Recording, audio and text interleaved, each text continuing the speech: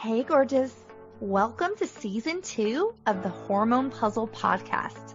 I'm your host, Coach Kayla Smith, CEO of the Hormone P.U.Z.L.E Society, a women's health hub for fertility, hormones, and the business of coaching, creator of the Hormone P.U.Z.L.E method, an infertility warrior, two-time boy mom, and women's health expert.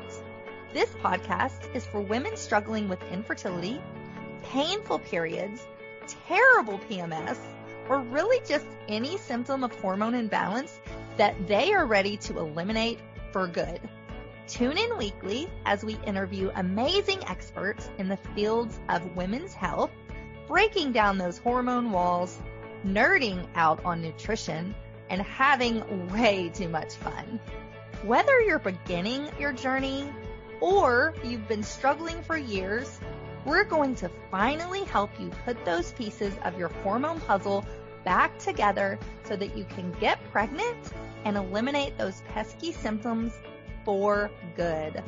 Are you ready? This season is packed with even more expert guests sharing groundbreaking knowledge, giving you that jolt of energy that you so desperately need, sending you lots of virtual hugs, and inspiring you to take your fertility into your own hands and make that baby. Thank you so much for tuning in. Now let's get started on your road to transformation. Melanie Legend started her journey at Western University, where she started her first degree, which was an honors specialization in health sciences with biology. After graduation, she attended RCSI, which is a Royal College of Surgeons in Ireland, and she went there for 2.5 years, at which point she had what some call a spiritual awakening. Shortly after this shift in perspective, Melanie decided to leave medical school and travel home. In 2018, she started her Naturopathic Medicine Doctorate Degree at CCNM, and currently she's in her 3rd year. Melanie has always been passionate about women's health, especially after navigating her own journey through PCOS.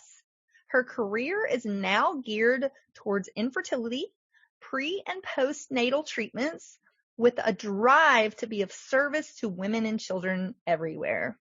After working with multiple clients on hormone regulation and fertility, Melanie found her passion in redefining what fertility treatments look like, encompassing a mind, body, soul approach. Melanie aims to teach women how to become empowered about their own health, curious about their hormones, and most importantly, healed from the origin. Let's welcome Melanie to the show. Hey, Melanie, welcome to the show. Thank you so much for being here. I'm so excited to be here, Kella. Yes. Oh my goodness. How was your holiday? I know we just finished Christmas. Did you guys have fun? We did. It was so nice, especially with everything going on right now. Right. Yes, I know. Us too. It was nice to just take a little breather and just regroup. And yeah, it's good. It's good to be back though. I'm excited for 2021. Hopefully it's going to be better than 2020 was. Exactly. I'm like, it's not a hard bar to, get over. Right. Exactly. It'll be a good year. Yes. So tell us a little bit more about you and your story. I know you work in women's health. So tell us how you got here. Absolutely. So it all started really with PCOS. So my journey started personally with polycystic ovarian syndrome. I went through the Western route, ended up, not wanting to be on the pill for the rest of my life. And I had a lot of symptoms according to that, like the mood swings and weight gain and all of that kind of stuff. So from there, it really pushed me into natural medicine where I never thought I would be. And I started naturopathic medicine. I started going into homeopathic medicine and nutrition. And then that's when the game of my PCOS really changed. Mm-hmm. So I started to get my period regular, something that I was told that I wouldn't be able to do. I started to maintain my weight, and spiritually, I just started to really grow because I was doing a lot of that emotional mindset work as well. So yeah, fast forward, here I am. I'm a naturopathic medical student, and now I'm helping women with their journeys. Oh, that's amazing. And you are, I think in year 3 or 4, so you're getting close to graduation, right? Yeah, so I'm in year 3 and I'm like just trying to get through one more year and then I'm finally done school. I love it. And then we can call you Dr. Melanie. So that's awesome. Exactly. I'm so excited for that. Yes. I'm sure it's a long road, but definitely rewarding. So that's amazing. Exactly. Yeah.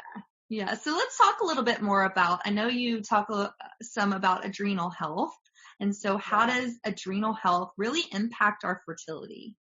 So what I find fascinating about adrenal health is there is not one woman who I've worked with who doesn't have like mild low grade adrenal fatigue. Like just because of the society that we're in and the constructs that we hold in our mind, like remember, it's like mind, body, soul. You know this, you preach this. Like it's a huge connection between our emotionality and our physical health.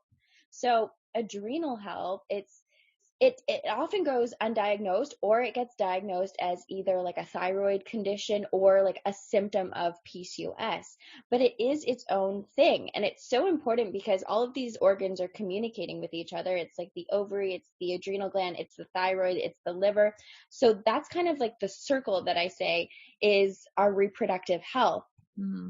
So adrenal health is brain fog, fatigue, weight issues, a lot of things that look like, I said, polycystic ovarian syndrome or thyroid issues, but it's actually your adrenal glands. And why they're so important is because they actually produce hormones. So what a lot of people think is that the ovaries, for instance, is our main estrogen source, but the adrenal glands actually do produce estrogen as well as our fat cells and other parts of the body. So when the adrenal glands aren't working, it almost like offsets. So then that's not working. So then if the thyroid isn't working, that offsets. And then if the ovary is not working, that offsets. And all of a sudden you're working at a baseline that's very, very low instead of bringing it higher. So that's why I say adrenal health for really anyone is so important because it's really step one before you even get to like ovary conditions or anything like that. Gotcha. And what are some things that jeopardize our adrenals? So a lot of the times it's emotional stress. So like I said, society is like the worst for it. We're all in a very different age, right? So we're stressed about money, we're stressed about family, we're stressed about all of these other external factors that maybe our ancestors didn't necessarily need to worry about because it was communal living. It was very, I don't want to say more laid back, it was just an easier kind of emotional state. So now a lot of the times our emotional triggers are super depleting, as well as our busy schedules, because sleep is a huge impact and our sleep schedules are completely bonkers nowadays. And also on top of that, what we're eating. So a lot of the times we're eating, processed foods or foods that are not so clean. And all of the foods that are clean, we're still dealing with pesticides, herbicides, all of these environmental pollutants. And the problem is that the liver can really only take so much burden on. So when the liver's not working, what happens is it goes to the next organ, which is the adrenal gland. The adrenal gland tries its hardest. If that doesn't work, then it goes to the ovaries, you know what I mean? It's just a downward cascade. So yeah, unfortunately, it's coming from many angles that we're just getting depleted. And we're not doing the work to help them because most of us don't know that we're depleted in the first place. Right. And I feel like exercise plays a big role in this too. I know for me, that was one of my issues is that I was exercising way too much. I thought that was healthy and my adrenals were just like, they had enough. And so it jeopardized my fertility. Right. And that's like, I did the same thing because it's compensation, right? Like when you're gaining weight, which is usually a PCOS symptom or a thyroid symptom, the first thing is like, okay, I'm going to go to the gym because the gym's healthy for me. It's going to regulate my insulin. It's going to regulate my blood sugar levels. But what it's also doing is spiking the cortisol and depleting all of the energy stores that your body is trying so hard to keep. Right. So that's where the adrenal fatigue like kicks into gear. And then you'll start to notice that you get tired after a workout. I always say that's like the biggest key symptom is that if you're working out and you're not feeling better after, the adrenals are like, you are killing me. Right. Yeah. Right. And I love how you talk about you can manage your PCOS through diet and lifestyle. I work with a lot of clients, and I know you do too, that have PCOS. And they're told the only way to manage it is through maybe birth control or through some sort of medical intervention, but really it can be managed and you can thrive with PCOS through diet and lifestyle. Yeah. And I mean, that's one of the most frustrating parts of PCOS in general, or women's health in general, is that we're taught a story, or we're told a story that there's only one way, and there's so many other ways. And I mean, you feel the same way when I say that, like, you know, I really do believe that our mind is so important. Like, if I'm to put percentages, like 80% of your mind controls your physiology. We already know this with like stress and how your body responds. So why would that be any different for your emotional experiences?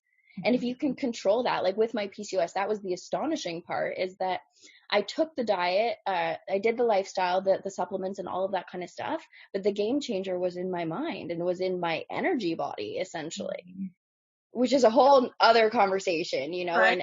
and can sound like crazy, but, you know, there's just so many levels we can work on. And it comes back to, you know, Western medicine doesn't have a cure. And I always remind people of that. I'm like, if there isn't a cure, it's because we haven't really figured out the disease yet, right? There's still pieces that we're not completely understanding. So then that opens the doors for us to think and to look for other ways that might be more origin related. I love that. And so let's dive into that a little more. What are some ways that you can, you know, work on those thoughts and feelings and that emotional health? Is there some tactical things that we should be doing to tap into that piece of us? Yeah. So, I mean, acupuncture is one of the most physical forms of that. And that's why I love it, because they're working on energy meridians. So energy meridians essentially are thought patterns. And what's fascinating about traditional Chinese medicine, that's something that we learn in our practice, is that everything has an emotional root cause. So every organ is associated with a different emotion. And that emotion is what expresses blockages and stagnation and all of the pathological stuff that we see. Now, going back to your question about what can we do, Bruce Lipton is an amazing scientist who looked at the mind-body connection and cells and how they respond. And it's as simple. He talks about, you know, affirmations, positive thoughts. Like, it's really just like reprogramming the mind, because we're all functioning on a program, a familial program, a societal program, a program that we've essentially grown up in. So if something's not working, you know, it's just showing you your program. It's not like a negative thing. It's just, this is the program. So then you almost have to retrain it. It's like a retraining program. And I always say, just words are the best way, because that's where they start in your mind. If you look at the mental processes of like the prefrontal cortex and how that communicates with the amygdala and the central nervous system, it all starts with a thought form. And then the thought form is transformed into emotion. And then the emotion is what is experienced on the physiological level. So really, if you want to work at origin, then it starts with the thought. I love that. And I talk about that a lot in my programs. How do you actually believe you can get pregnant, and your thoughts can jeopardize you because of that mind-body connection. So it's so important. I always say, it's not about being perfect. Like, I don't expect you to never feel this feeling, but don't linger there. Let's not stay there. Let's feel it and move out of it into a more positive way of being. And words of affirmation, I love that. Hey y'all, it's Coach Kayla here. I hope you are loving this episode as much as I am. We will be back in just a minute, but first, a word from our sponsors. Hey love, I am so excited about our latest project at the Hormone P.U.Z.Z.L.E Society, the Hormone P.U.Z.Z.L E Membership Club. This membership club aims to empower and educate all the women struggling with infertility, and it teaches you how you can get pregnant and balance your hormones using a step-by-step process of the Hormone P.U.Z.Z.L method and cycle syncing.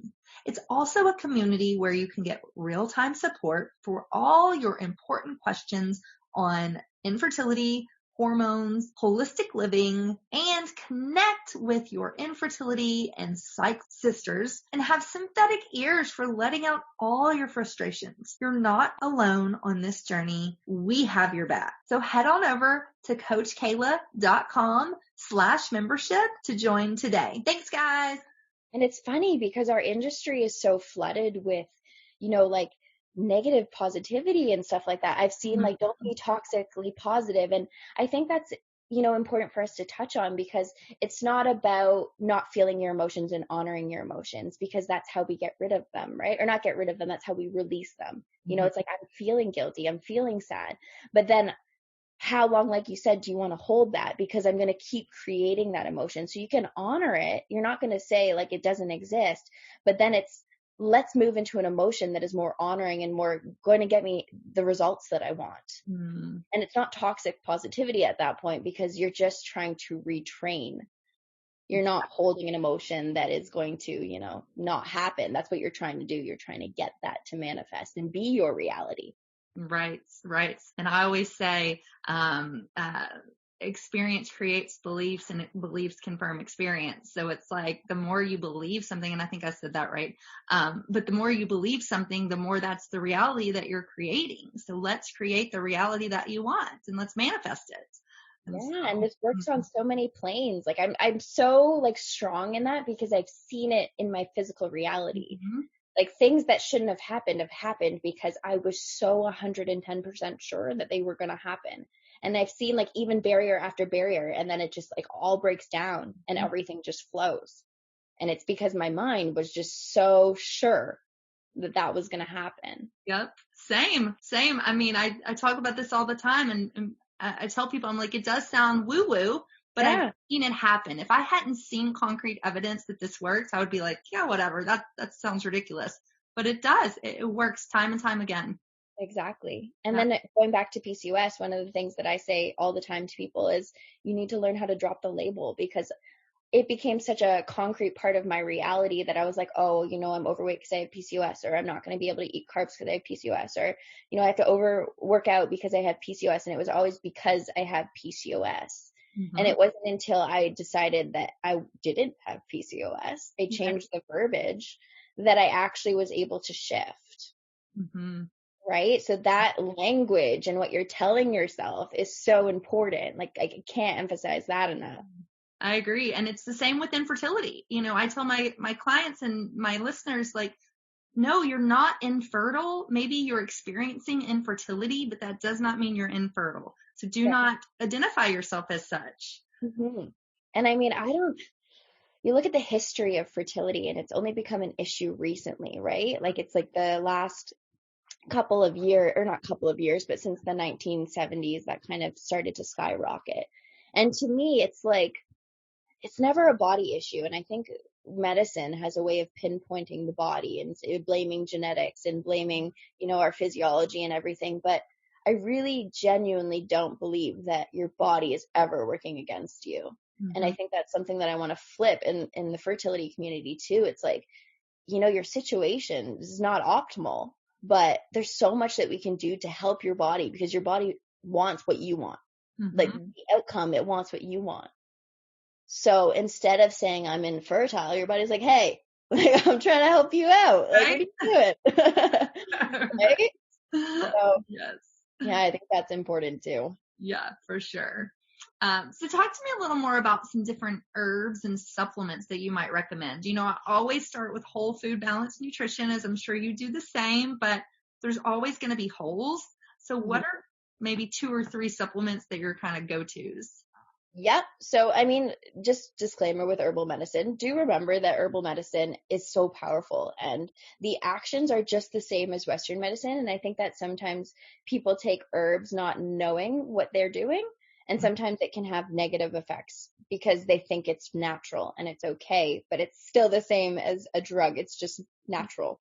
Right. So, Vitex is one of my go-to favorites for hormone balancing. So if somebody has like a PCOS condition, it's fantastic for that because it's a progesterone mimetic. So it essentially helps with progesterone levels. If you don't have a progesterone issue, you shouldn't be taking Vitex, right? But it's, yeah, like I said, it's fantastic for regulating the hormones and getting cycles back, specifically for women who have amenorrhea. Another herb I love is black cohosh. Mm-hmm. Again, that's for someone who has more of an amenorrhea progesterone issue. So it helps with regulating specifically actually menopause. So when you have menopausal symptoms like hot flashes and you're getting those hormonal balance symptoms, that's when black cohosh is a great, fantastic herb. Couple other herbs is catnip, or not catnip, cat's claw. And it's not a physical cat's claw. People are like, what? No, it's the name of a plant.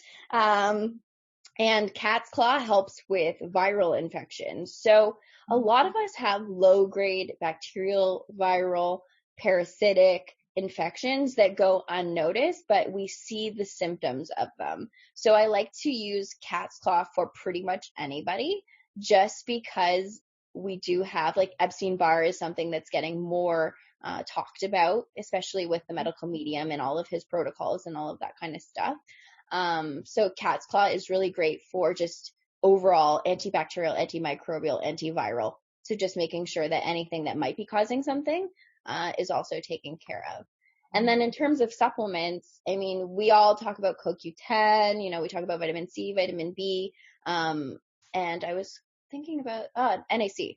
NAC is a huge one for fertility, and specifically, again, anovulatory, because it helps with the liver. It's a powerful antioxidant, and it helps restore menses as well. I love it. All ones that I definitely recommend as well. So great suggestions there. And the exciting part is that the research is coming. So we didn't always have the research because, it's like ancient medicine, but we're getting more and more studies that are showing the efficacy of these herbs and supplements as well. I love that. So tell us a little more about your programs. How can people work with you? Like, what do you have coming? And let's talk about that. So like you said, I mean, I'm in school full time and I'm trying to keep my head above water. So, that has been a huge time cruncher for me. But what I do offer is a detox program. So it's a food supplement education program that teaches you how to get ready for pregnancy, how to heavy metal detox, how to get parasites, bacteria, and all of that kind of stuff out of your system so that you're moving forward with a better base. That's one of the programs. Another one is an emotional program, so teaching you about the subconscious mind, how to access it and how to reprogram it. And then another one is Own Your Emotions, which is more of a spiritual-based one. So it's mindfulness, meditation, how to get into that and why to get into that. And if you put that all together, there's 2 additional programs on top of that, which is a supplement program and a food program, and that's what is called the Fertility Vault. I love it. Awesome. Yeah. So where can people find you and find these programs? Yes. So if you go to melanielegend.com, super easy. It's all there. Awesome. I love it. Well, cool. Well, thank you so much, Melanie. It's been so fun talking to you. And do you have any final thoughts for us before we close out? I would say, Kella is such an important resource, and I'm so thankful for your information. And just remember that, why she's talking about the mind and the body connection is so, so important. And, a lot of the times we don't want to talk about it because Western medicine, puts us in a woo-woo category, or people put us in a woo-woo category, and we feel almost shameful for bringing this information forward. And there's just so much ancient wisdom and knowledge, and this comes from roots of like Ayurvedic and traditional Chinese medicine. So if you can really get past the stigma of mind training, then you're really going to offer yourself, a huge benefit and a huge value. And then you're going to see the personal experience of that. So I think just really taking that and integrating it is so, so important for anyone who really is, on the game for change. I love that. Thank you so much. It's been an honor to talk to you. So, so cool. I love it. So thank you. Thank you for having me. I always love being here. Awesome. Well, thanks guys. Until next time, we'll see you soon. Bye. Hey, hang on just 1 second before you go. I want to make sure that you are aware of all of the amazing free resources that I have for you on my website at CoachKayla.com. From a fertility meal plan, a cycle syncing quick start guide, a holistic healing cookbook, as well as master classes, blog posts by me and some amazing experts in the fields of fertility, hormones, and nutrition. So many wonderful resources that will help you on your journey. And I wish there had been something like this when I was going through my 2 years of infertility, but there just wasn't. And so that's why I decided to create all of this for you. So make sure that you go and check it out and you take advantage of this plethora of support that I have provided for you. And spoiler alert, these were some of the same tricks and the same foods that I used to get myself pregnant, not once, but twice, even after my doctors said that I couldn't. So I know that these things work. So make sure you take advantage of that. And I cannot wait for you to be my next success story. So thanks, love. See you soon. Thanks for tuning in today to the Hormone Puzzle Podcast. Check out the show notes for today's episode at CoachKayla.com. If you like what you hear, please subscribe and leave a review. Thanks for hanging out with me, and I'll see you next week.